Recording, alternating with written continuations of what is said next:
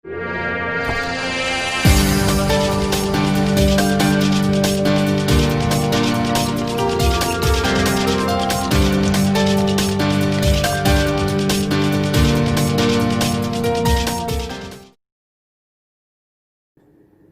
Friends, అందరికి నమస్కారం.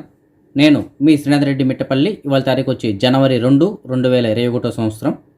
ఇవాళ ముఖ్యాంశాలకు వచ్చినట్టయితే కువైట్కి సంబంధించినటువంటి ఇంటర్నేషనల్ ఎయిర్పోర్ట్ ఇవాళ తెల్లవారుజాము 4 గంటల నుంచి మళ్ళీ తిరిగి ఓపెన్ అవ్వడం జరిగింది.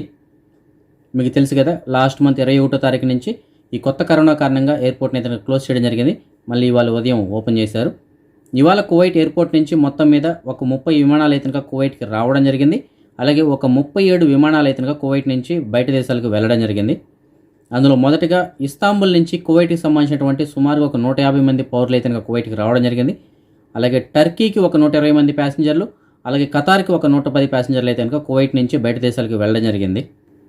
గత వీడియోలో మనం చెప్పుకున్నాం కదా, కువైట్కి సంబంధించినటువంటి కువైట్ ఎయిర్వేస్ అలాగే జజీరా ఎయిర్వేస్ వాళ్ళు దుబాయ్కి ఈ నెల 6వ తారీఖు వరకు కొన్ని స్పెషల్ ఫ్లైట్స్ అయితే నడుపుతున్నారు.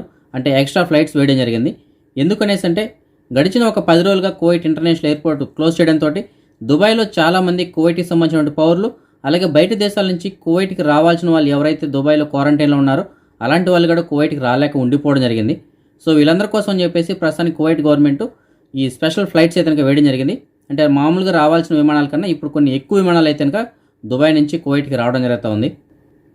కువైట్ గవర్నమెంట్ రేపు పబ్లిక్ హాలిడేగా ప్రకటించడం జరిగింది. యాక్చువల్లీ జనవరి 1వ తారీఖున పబ్లిక్ హాలిడే, కానీ జనవరి 1న శుక్రవారం రావడంతో 3వ తారీఖున పబ్లిక్ హాలిడేగా గవర్నమెంట్ ప్రకటించడం జరిగింది. కాబట్టి రేపు అయితే కనుక గవర్నమెంట్కి సంబంధించిన ఎలాంటి ఆఫీసులు ఉండవు. కాబట్టి అవి చూసుకొని మీరు ఏదైనా పనులు ఉంటే కనుక చూసుకోండి, ఓకేనా. గత వీడియోలో మనం చెప్పుకున్నాం కదా, ఈ నెల 12వ తారీఖు లోపు ఎవరికైనా అకామాలు అయిపోయాడుగా ఉంటే డిసెంబర్ 31 లోపే రెన్యువల్ చేయించుకోండి. లేదు అంటే జనవరి 12వ తారీఖు వరకు అయితే కనుక కువైట్లో ఉన్నటువంటి జవజాతులు అంటే అకామాలు కొట్టేటువంటి ఆఫీసులు ఏవైతే ఉన్నాయో అవి పనిచేయవు అని చెప్పేసి మనం చెప్పుకున్నాం కదా. ఎందుకనేసి అంటే అందులో ఉన్నటువంటి సాఫ్ట్వేర్ని మొత్తం ఇలా అప్డేట్ చేస్తున్నారు. దాని కారణంగా 12వ తారీఖు వరకు ఈ అకామాలు కొట్టేటువంటి ఆఫీసుల్లో అకామాలు రెన్యువల్ చేయడం కానీ అలాగే ట్రాన్స్ఫర్లు కానీ ఉండవు. కాబట్టి 12వ తారీఖు వరకు మీకు అకామాలు ఎవరైనా కొట్టుకునే వాళ్ళు ఉంటే కనుక అంతవరకు మీరు వెయిట్ చేయాల్సి ఉంటుంది. చెన్నై ఇంటర్నేషనల్ ఎయిర్పోర్ట్లో సౌదీ అరేబియా నుంచి మన భారతదేశానికి వస్తున్న ఒక వ్యక్తి దగ్గర అక్రమంగా తీసుకొస్తున్న 300 గ్రాముల బంగారాన్ని అయితే కనుక అక్కడ ఉన్నటువంటి కస్టమ్స్ అధికారులు స్వాధీనం చేసుకోవడం జరిగింది. ఇతను ఏ విధంగా తీసుకొచ్చాడో తెలుసా మీకు? ఖర్జూరం ప్యాకెట్లో 300 గ్రాముల బంగారాన్ని జాగ్రత్తగా భద్రపరిచి అతను తీసుకోవడం జరిగింది. అయితే కస్టమ్స్ అధికారులు వాళ్ళు స్వాధీనం చేసుకున్నారు. వాళ్ళు చెబుతున్నటువంటి లెక్కల ప్రకారం సుమారుగా ఒక 15 లక్షల వరకు దాని వాల్యూ ఉంటుందని చెప్పేసి వాళ్ళు చెప్తున్నారు. ఫ్రెండ్స్, ఇతను తెలిసి చేశాడో తెలియక చేశాడో మనకు తెలియదు, కానీ మనం చాలా వీడియోలో చెప్పుకోవడం జరిగింది. మనం బయట దేశాలకు వెళ్తున్నప్పుడు కానీ లేదంటే బయట దేశాల నుంచి ఇండియాకు వస్తున్నప్పుడు కానీ మనం ఏదైనా తీసుకెళ్లేటువంటి వస్తువుల్లో మనకి ఎవరైనా తెలియని వ్యక్తులు, అపరిచిత వ్యక్తులు ఏదైనా ఇస్తే కనుక వాటిని 1కి 10 సార్లు ఆలోచించి తీసుకోవాలి. ఎందుకనేసి అంటే అందులో మనకి హాని చేసేటువంటి వస్తువులు ఉండొచ్చు, లేదంటే మనల్ని ఇబ్బంది పెట్టేటువంటి వస్తువులు ఉండొచ్చు, ఏదైనా ఉండొచ్చు. కాబట్టి జాగ్రత్తగా ఆలోచించి తీసుకోండి. ఫర్ ఎగ్జాంపుల్ చెప్పాలంటే ఇప్పుడు ఇండియా నుంచి కువైట్కో లేదంటే ఇంకొక దేశానికి ఏదో ఒక దేశానికి వెళ్తున్నాం అనుకోండి. అప్పుడు మీరు ఎవరైనా సరే, ఇవ్వండి మా ఫ్రెండ్స్ అక్కడ ఉన్నారు, ఇది ఎమర్జెన్సీ అండి, ఈ మెడిసిన్ ఇవ్వండి, లేదంటే ఏదైనా కొన్ని తినుబండారాలు ఇవ్వచ్చు, అలాంటివి తీసుకున్నప్పుడు జాగ్రత్తగా ఆలోచించి తీసుకోండి, ఓకేనా. ఎందుకంటే అందులో మెడిసిన్స్ బదులు ఇంకేదైనా మత్తు పదార్థాలు ఉండొచ్చు, లేదంటే ఇంకొక ఏదైనా తీసుకెళ్ళకూడనటువంటి వస్తువులు ఏదైనా ఉండొచ్చు. అలాంటి వాటిని పట్టుకుంటే ఒక్కోసారి మనకి జైలు శిక్ష పడవచ్చు, ఇంకొకసారి చెప్పలేం మరణ శిక్షలు కూడా పడే అవకాశాలు ఉంటాయి. ఒక్కొక్కసారి జీవితాంతం అక్కడే జైల్లో ఉండాల్సి వస్తుంది. సో ఇలాంటి ప్రాబ్లమ్స్ ఉంటాయి. కాబట్టి ఎప్పుడైనా సరే మనకి తెలియని వ్యక్తులు ఏదైనా వస్తువులు తీసుకెళ్ళమని చెప్పినప్పుడు 1కి 10 సార్లు ఆలోచించి దాని గురించి పూర్తిగా కనుక్కొని అప్పుడు తీసుకుంటండి, ఓకేనా. అదే తెలిసిన వాళ్ళైతే కనుక మీకు ఆల్రెడీ పరిచయం ఉంటుంది కాబట్టి మిమ్మల్ని ఎవరు అలాగే ఇబ్బంది పెట్టాలని అనుకోరు. కాబట్టి వాళ్ళ దగ్గర అయితే మాత్రం మీరు మీ ఇష్టం, అదే మీరు తీసుకోవచ్చు, తీసుకోకపోవచ్చు. తెలియని వ్యక్తుల దగ్గర మాత్రం 1కి 10 సార్లు ఆలోచించి తీసుకోండి. అలాగే ఇక్కడి నుంచి వెళ్ళేటప్పుడు కూడా ఎవరైనా మా వస్తువులు కొన్ని ఉన్నాయి తీసుకెళ్ళండి అన్నప్పుడు ఎలాంటి వస్తువులు ఇస్తున్నారు అనేటువంటిది చూసి అప్పుడు మీరు తీసుకెళ్ళండి, ఓకేనా. ఏపీఎన్ఆర్టీకి సంబంధించినటువంటి ఈ ఆంధ్రప్రదేశ్ ప్రవాసాంధ్ర భరోసా బీమా పథకం గురించి మనం గతంలో చెప్పుకున్నాము. చాలామంది అప్లై కూడా చేసుకోవడం జరిగింది. అయితే ఇంకా చాలామంది డౌట్స్ అడుగుతున్నారు, అన్న మళ్ళీ ఎప్పటి నుంచి స్టార్ట్ చేస్తారో, అప్లికేషన్స్ ఎక్కడ ఇవ్వాలి అని చెప్పేసి అడుగుతున్నారు. ఫ్రెండ్స్, వీళ్ళైతే కనుక మీకు చెప్పాను కదా గత వీడియోలో, అప్లికేషన్స్ వీళ్ళు ప్రింట్ చేస్తున్నారంటే బుక్స్ ప్రింట్ చేయడం జరుగుతుంది. ఎందుకంటే చాలామంది వీటి వల్ల మోసం చేస్తున్నారని చెప్పేసి మీకు రిసిప్ట్ ఇవ్వడం కోసం అని చెప్పేసి బుక్స్ ప్రింట్ చేస్తున్నారు. కానీ ఈ రెండింగ్ అలాగే న్యూ ఇయర్ కారణంగా ప్రెస్లు అయితే కనుక చాలా బిజీగా ఉన్నాయి. అంటే ప్రింటింగ్ ప్రెస్లు చాలా బిజీగా ఉన్నాయి. దానివల్ల బుక్స్ ఇంకా రెడీ కాలేదు. ఒక 4-5 రోజుల్లో బుక్స్ రెడీ అయిపోతాయి. రెడీ అయిన తర్వాత మీకు నేను చెప్తాను ఎక్కడెక్కడ ఏ ఏరియాలో ఎవరెవరి దగ్గర బుక్స్ ఉన్నాయి అక్కడికి వెళ్ళి మీరు ఆ జిరాక్స్ కాపీలు ఇచ్చి మీరు అమౌంట్ కట్టేసి మీరు రిసిప్ట్ కూడా మీరు తెచ్చుకోవచ్చు. అందులో ఎలాంటి ఇబ్బంది ఉండదు. అయితే గతంలో మనం వీడియోలో చెప్పినప్పుడు చాలామంది మాల్యాకి వెళ్ళి అప్లికేషన్స్ ఏదైనా సబ్మిట్ చేయడం జరిగింది. అయితే వాళ్ళకి సంబంధించినటువంటి అప్లికేషన్స్ ప్రాసెస్ అయ్యాయా లేదా అని చెక్ చేసుకోవాలనుకుంటే దానికి సంబంధించిన ఒక చిన్న వీడియో క్లిప్ పెడతాను. ఆ విధంగా మీరే మీ మొబైల్లో కానీ ల్యాప్టాప్లో కానీ డెస్క్టాప్లో కానీ ఎక్కడైనా సరే చెక్ చేసుకోవచ్చు. దానికి మీరు మీ పాస్పోర్ట్ నెంబర్ ఎంటర్ చేస్తే సరిపోతుంది. ఓకేనా? అలాగే మీరు ఒకవేళ ఈలోపే మీరు ఆన్లైన్లో అప్లై చేసుకోవాలన్నా సరే ఆన్లైన్లో అప్లై చేసుకోవచ్చు. ఆన్లైన్లో అప్లై చేసుకుంటే చాలా సింపుల్ ప్రాసెస్, అది తొందరగా అయిపోతుంది. సో మీకు బాండ్ కూడా తొందరగానే రావడం జరుగుతుంది, ఎలాంటి రిస్క్ ఉండదు. సో అది మీకు ఐడియా ఉంటే మీరు మీ మొబైల్లో కానీ సిస్టంలో కానీ చేసుకోవచ్చు. లేదంటే ఇండియాలో మీకు తెలిసిన వాళ్ళు ఎవరైనా సిస్టమ్ గురించి ఐడియా ఉంటే వాళ్ళ దగ్గరైనా సరే ఇచ్చి చేయించుకోవచ్చు.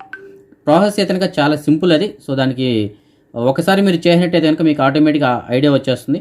దాని తర్వాత మీరు మీ చుట్టుపక్కల ఉన్న వాళ్ళకి కూడా మీరే చేయగలరు. ఓకేనా? ఒకసారి ట్రై చేసి చూడండి ఆ విధంగా. ఓకేనా ఫ్రెండ్స్? ఇది ఏపీఎన్ఆర్టీది ఎలా చెక్ చేసుకోవాలి, మన అప్లికేషన్ ప్రాసెస్ అయ్యిందా లేదని చెక్ చేసుకోవడానికి మీరు గూగుల్ ఓపెన్ చేయండి. గూగుల్లో మీరు ఏపీఎన్ఆర్టీ అని టైప్ చేయండి. సో ఏపీఎన్ఆర్టీ టైప్ చేసినట్టయితే ఈ విధంగా వస్తుంది మీకు ఏపీఎన్ఆర్టీ సొసైటీ.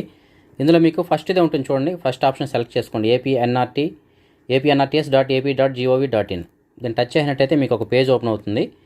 ఈ పేజ్లో మీకు ఇది మెయిన్ పేజ్ అనమాట. ఈ విధంగా ఉంటుంది మెయిన్ పేజు. ఈ మెయిన్ పేజ్లోనే మీకు ఇక్కడ చూడండి ఇన్సూరెన్స్ అని ఉంటుంది. ఇక్కడ కనిపిస్తుంది కదా, ఇది ఇన్సూరెన్స్ టచ్ చేయండి. టచ్ అయినట్టయితే మీకు ఇంకొక పేజ్ ఓపెన్ అవుతుంది.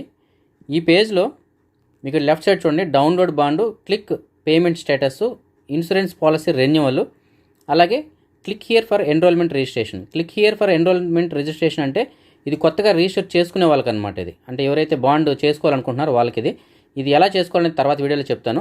అయితే ఇప్పుడు మొన్న ఆల్రెడీ చాలామంది అప్లికేషన్స్ ఇచ్చారు కదా, వాళ్ళ అప్లికేషన్ ప్రాసెస్ అయ్యిందా లేదా అని తెలుసుకోవడానికి ఇక్కడ ఉంది కదా చెక్ పేమెంట్ స్టేటస్ అని చెప్పేసి, దీన్ని టచ్ చేయండి ఫ్రెండ్స్. దీన్ని టచ్ చేసిన తర్వాత మీకు ఇక్కడ మీ పాస్పోర్ట్ నెంబర్ అడుగుతుంది. చూసారా ఇక్కడ సెర్చ్ బై పాస్పోర్ట్ నెంబర్. ఇక్కడ మీ పాస్పోర్ట్ నెంబర్ టైప్ చేయండి. సో నేను ఒక పాస్పోర్ట్ నెంబర్ ఫ్రెండ్స్ నేను టైప్ చేశాను. ఇది నా పేరు, నా email ID, mobile number, passport number. ఇక్కడ పేమెంట్ స్టేటస్ వచ్చి సక్సెస్ అని ఉంది. ఓకే అండి, ఈ సక్సెస్ అని ఉంది కదా, అంటే నేను పేమెంట్ చేసింది ఓకే అయిపోయింది అనమాట. ఇది జనరల్గా నాదైతే కనుక ఈ విధంగా వస్తుంది. అయితే మీరు బల్క్గా ఇచ్చారు కదా, అక్కడ వెళ్ళి తీసుకెళ్ళి అప్లికేషన్స్ ఇచ్చారు కాబట్టి ఇక్కడ స్టేటస్ అని ఏమి ఉండదు ఫ్రెండ్స్. మీకు ఇక్కడ డీటెయిల్స్ వస్తే చాలు, మీ పేరు, email, phone number, passport number వస్తే మీ అప్లికేషన్ ప్రాసెస్ అయినట్టే లెక్క.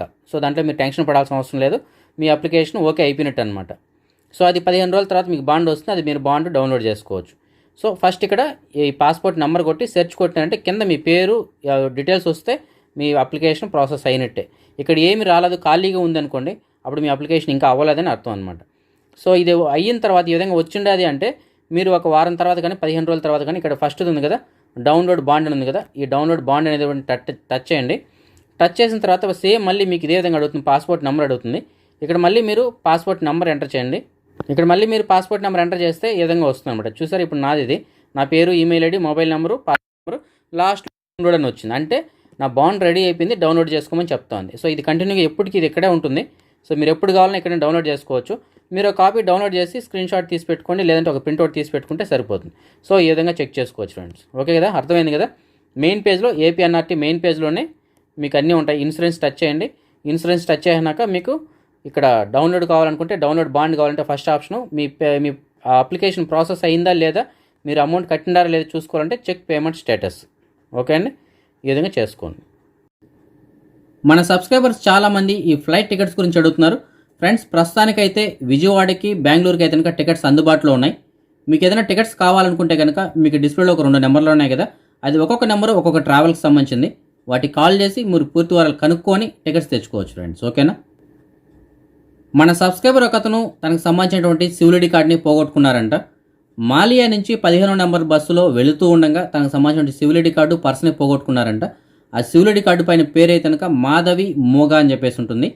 సో ఆ పేరు గల సివిలిటీ కార్డు మీకు ఎక్కడైనా దొరికినట్టయితే మీకు డిస్ప్లేలో ఒక నెంబర్ ఉంది కదా, ఆ నెంబర్ కాల్ చేసి అతనికి సమాచారం అందించగలరు.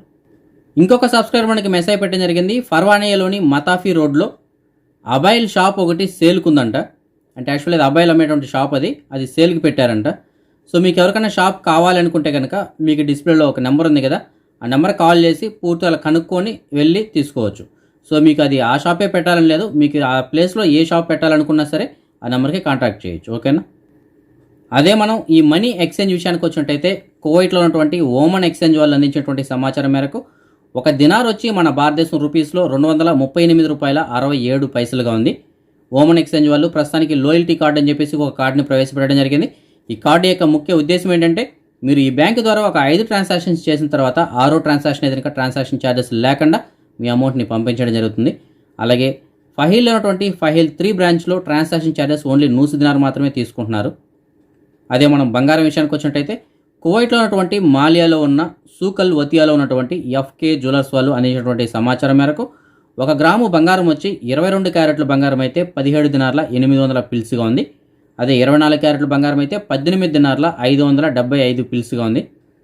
ఫ్రెండ్స్, మీరు ఎవరైనా బంగారం కొనాలి అనేటువంటి ఉద్దేశం ఉన్నట్టయితే మీరు ఎఫ్కే జ్యువెలర్స్కి వెళ్ళి డైరెక్ట్ చూసి తీసుకోవచ్చు. లేదంటే వీళ్ళకి సంబంధించిన అప్లికేషన్ ప్లే స్టోర్లో ఉంది, అది మీరు డౌన్లోడ్ చేసుకుని ఆన్లైన్లో కూడా ఆర్డర్ ఇవ్వచ్చు. ఆన్లైన్లో ఆర్డర్ ఇచ్చినట్టయితే మీరు కువైట్లో ఎక్కడున్నా సరే మీకు డోర్ డెలివరీ ఛార్జెస్ లేకుండా వస్తువులు అయితే కనుక మీకు ఇంటి దగ్గరికి తెచ్చివ్వడం జరుగుతుంది. ఇప్పుడు మనం ఈ కరోనా వ్యాధికి సంబంధించినటువంటి అప్డేట్స్ చూద్దాం. ముందుగా కువైట్ విషయానికి వచ్చినట్టయితే కువైట్లో ఇవాళ ఈ కరోనా అప్డేట్స్ అయితే కనుక ఇంకా MOH వాళ్ళు విడుదల చేయలేదు. అది రాగానే మీకు నేను యూట్యూబ్లో కమ్యూనిటీ బార్లో పెడతాను, అక్కడ మీరు చెక్ చేసుకోవచ్చు. ఓకేనా. అదే మన భారతదేశం విషయానికి వచ్చినట్టయితే మన భారతదేశంలో ఇవాళ ఇప్పటి వరకు అనేటువంటి సమాచారం మేరకు 16,191 కొత్త కేసులు రావడంతో మొత్తం కేసుల సంఖ్య 1,03,22,678 చేరుకుంది. ఇందులో సుమారుగా 2,47,146 మంది వ్యాధికి ఇంకా ట్రీట్మెంట్ తీసుకుంటుండగా ఇవాళ సుమారుగా 17,597 మంది వ్యాధి నుంచి కోలుకోవడంతో మొత్తం కోలుకున్న వారి సంఖ్య 99,23,221 చేరుకుంది. అలాగే దేశవ్యాప్తంగా 187 మంది ఇవాళ వ్యాధి కారణంగా చనిపోవడంతో మొత్తం చనిపోయిన వారి సంఖ్య 1,49,442 చేరుకుంది. అదే మన తెలుగు రాష్ట్రాల విషయానికి వచ్చినట్టయితే ఆంధ్రప్రదేశ్లో ఇవాళ కొత్తగా 238 కేసులు రావడంతో మొత్తం కేసుల సంఖ్య 8,82,850 చేరుకుంది. ఇందులో 3,194 మంది వ్యాధికి ఇంకా ట్రీట్మెంట్ తీసుకుంటుండగా ఇవాళ సుమారుగా 279 మంది వ్యాధి నుంచి కోలుకోవడంతో మొత్తం కోలుకున్న వారి సంఖ్య 8,72,545 చేరుకుంది. అలాగే రాష్ట్ర వ్యాప్తంగా 3 ఇవాళ ఈ వ్యాధి కారణంగా చనిపోవడంతో మొత్తం చనిపోయిన వారి సంఖ్య 7,111 చేరుకుంది. అదే మనం ఆంధ్రప్రదేశ్లో జిల్లాల వారీగా ఇవాళ నమోదైనటువంటి కేసులు మనం చూసుకున్నట్టయితే తూర్పుగోదావరిలో 15 కేసులు నమోదై, అలాగే పశ్చిమ గోదావరిలో 22, చిత్తూరులో 59, గుంటూరులో 32, అనంతపురంలో 11, నెల్లూరులో 4, ప్రకాశంలో 6, కర్నూలులో 11, విశాఖపట్నంలో 21, కడపలో 16, కృష్ణాలో 32, శ్రీకాకుళంలో 4, విజయనగరంలో 5 కేసులు చొప్పున నమోదవడం జరిగింది. అదే మనం తెలంగాణ విషయానికి వచ్చినట్టయితే తెలంగాణలో ఇవాళ కొత్తగా 293 కేసులు రావడంతో మొత్తం కేసుల సంఖ్య 2,87,108 చేరుకుంది. ఇందులో 5,571 మంది వ్యాధికి ఇంకా ట్రీట్మెంట్ తీసుకుంటుండగా ఇవాళ సుమారుగా 535 మంది వ్యాధి నుంచి కోలుకోవడంతో మొత్తం కోలుకున్న వారి సంఖ్య 2,79,991 చేరుకుంది. అలాగే రాష్ట్ర వ్యాప్తంగా 2 ఇవాళ ఈ వ్యాధి కారణంగా చనిపోవడంతో మొత్తం చనిపోయిన వారి సంఖ్య 1,546 చేరుకుంది తెలంగాణలో. అదే మనం ప్రపంచవ్యాప్తంగా చూసుకున్నట్టయితే ప్రపంచవ్యాప్తంగా ఇప్పటివరకు సుమారుగా 8,45,00,000 కేసులు నమోదు కాగా ఇందులో 5,98,00,000 మంది ఏదైనా ఈ వ్యాధి నుంచి ఇప్పటివరకు కోలుకోవడం జరిగింది. అలాగే 18,38,000 మంది ఏదైనా ఈ వ్యాధి కారణంగా ఇప్పటివరకు చనిపోవడం జరిగింది. అదే మనం నిన్నటి విషయానికి వచ్చినట్టయితే ప్రపంచం మొత్తం మీద సుమారుగా 5,62,000 కేసులు నమోదు కాగా అందులో అమెరికాలోనే 1,66,000 కేసులు నమోదై, మన భారతదేశంలో 17,000 కేసులు, బ్రెజిల్లో 24,000, అలాగే రష్యాలో 27,000, యూకేలో అయితే కనుక 53,000 కేసులు చొప్పున నమోదవడం జరిగింది. మన సబ్స్క్రైబర్స్ చాలామంది ఈ జాబ్ వేకెన్సీస్ గురించి వెయిట్ చేస్తుంటారు. కాబట్టి మీకు తెలిసిన చోట ఎక్కడైనా సరే పార్ట్ టైం కానీ ఫుల్ టైం కానీ ఏదైనా సరే వేకెన్సీలు ఉన్నట్టయితే వీడియో కింద డిస్క్రిప్షన్లో నా వాట్సాప్ నెంబర్ ఉంటుంది. ఆ నెంబర్కి మీరు మెసేజ్ ద్వారా తెలియజేయగలరు. ఇవాళ కూడా మనకి కొంతమంది సబ్స్క్రైబర్లు మెసేజ్ పెట్టారు. అందులో ఒక సబ్స్క్రైబర్ నాకు మెసేజ్ పెట్టడం జరిగింది. కువైట్ వాళ్ళకి సంబంధించినటువంటి ఇంట్లో పనిచేయడానికి కర్దామా కావాలని చెప్తున్నారు. ఇల్లు చాలా మంచిదంట, పని కూడా చాలా తక్కువ ఉంటుందంట. దీనికి సంబంధించినటువంటి పూర్తి వివరాల కోసం అయితే మీకు డిస్ప్లేలో ఒక నెంబర్ ఉంది కదా, ఆ నెంబర్ వచ్చి కువైటీ ఆవిడకి ఫోన్ చేసి పూర్తి వివరాలు కనుక్కొని వెళ్ళగలరు.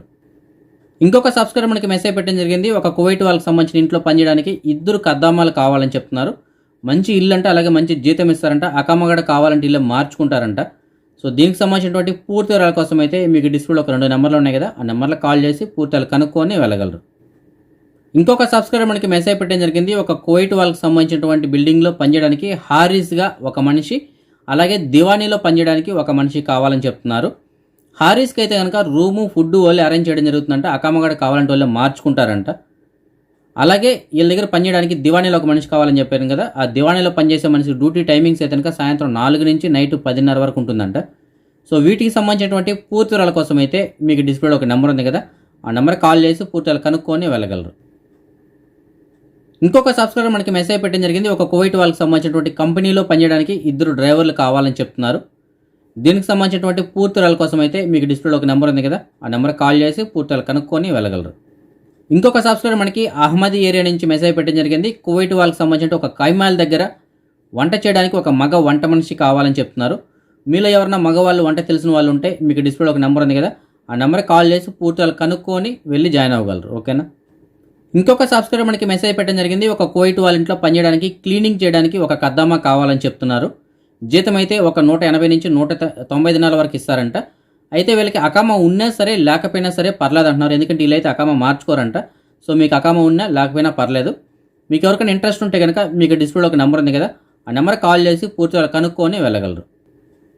ఇంకొక సబ్స్క్రైబర్ మనకి ఫిర్దోస్ ఏరియా నుంచి మెసేజ్ పెట్టడం జరిగింది. ఒక కువైట్ వాళ్ళకి సంబంధించినటువంటి ఇంట్లో పనిచేయడానికి 2 కద్దామాలు అలాగే ఒక డ్రైవర్ కావాలని చెప్తున్నారు. డ్రైవర్లకి అయితే కనుక సుమారుగా ఒక 150 నుంచి 170 దినాల వరకు జీతం ఉంటుందంట. అలాగే కద్దామాలకి అయితే 200 దినాల వరకు జీతం ఉంటుందని చెప్తున్నారు. సో దీనికి సంబంధించినటువంటి పూర్తి వివరాల కోసం అయితే మీకు డిస్ప్లేలో ఒక నెంబర్ ఉంది కదా, ఆ నెంబర్ కాల్ చేసి పూర్తిగా కనుక్కొని వెళ్ళగలరు. ఇంకొక సబ్స్క్రైబర్ మనకి సబా హాల్ సాలం ఏరియా నుంచి మెసేజ్ పెట్టడం జరిగింది. ఒక కువైట్ వాళ్ళ ఇంట్లో టెంపరీగా పనిచేయడానికి ఒక డ్రైవర్ కావాలని చెప్తున్నారు. సుమారుగా ఒక 2 నుంచి 3 నెలలు పనిచేయడానికి మాత్రం డ్రైవర్ కావాలంట. జీతం అయితే కనుక ఒక 210 దినాలుగా ఉంటుందని చెప్తున్నారు. దీనికి సంబంధించినటువంటి పూర్తి వివరాల కోసం అయితే మీకు డిస్ప్లేలో ఒక నెంబర్ ఉంది కదా, ఆ నెంబర్ కాల్ చేసి పూర్తిగా కనుక్కొని వెళ్ళగలరు. ఇవాళ షేక్ నఫీసా అనేటువంటి అమ్మాయి ఇవాళ పుట్టినరోజు జరుపుకోవడం జరుగుతోంది. ఈ అమ్మాయికి నా తరపున అలాగే మన ఛానల్ సబ్స్క్రైబర్స్ అందరి తరపున పుట్టినరోజు శుభాకాంక్షలు. ఇంకా ఎవరైనా మన సబ్స్క్రైబర్స్ యొక్క పిల్లలు పుట్టినరోజు జరుపుకుంటుంటే వాళ్ళందరికీ కూడా నా తరపున పుట్టినరోజు శుభాకాంక్షలు. ఓకే ఫ్రెండ్స్, ఇది ఇప్పటి వరకు ఉన్న అప్డేట్స్. అయితే కనుక రేపు రాత్రి 9 గంటలకు వచ్చే వీడియోలో మరిన్ని అప్డేట్స్తో కలుసుకుందాం. అంతవరకు సెలవు. జై హింద్.